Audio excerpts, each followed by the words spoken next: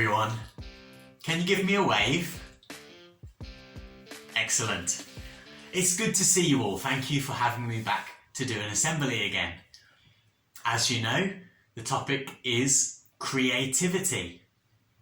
Can you put your hand up if you like making things?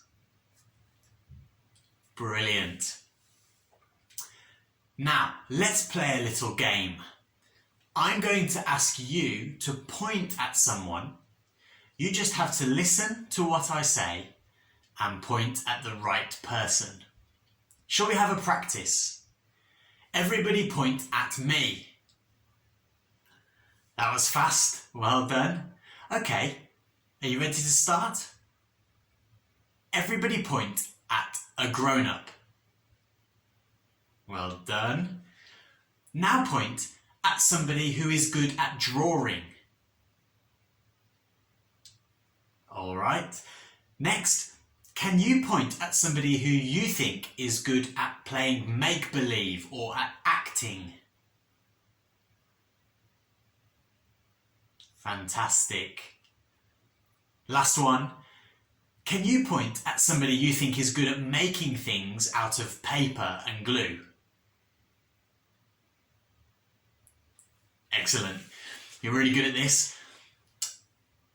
Making things out of paper sounds fun. If you have been getting bored at home, then why don't you try making something? One of these paper lanterns that I'm about to show you. Here's a quick video of me making one. If I can do it, then you definitely can.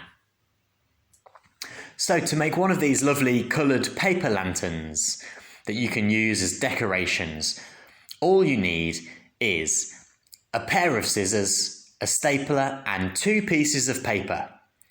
It's better if they're coloured, but white paper will work just fine. Start by cutting 2 long, thin strips off one of the pieces of paper and then put all of those to one side.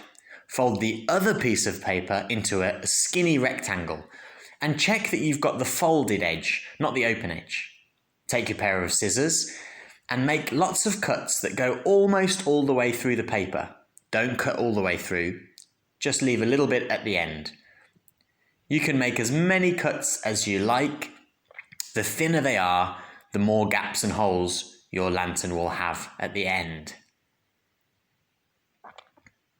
Once you've done that, open it up and roll it into a tube shape.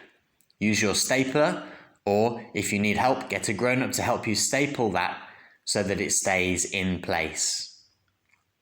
Then you'll need to get your other piece of paper, the flat one, and roll that into a tube. Check that it will fit inside the first one you've done.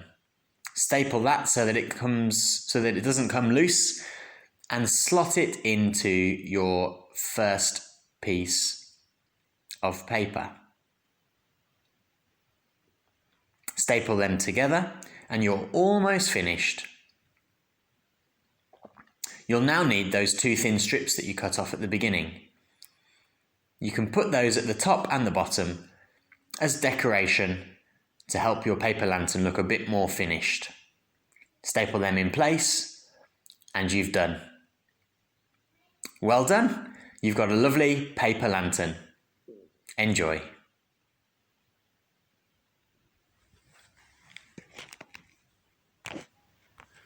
Some people are very creative, and everybody gets to have a go at making things and trying things.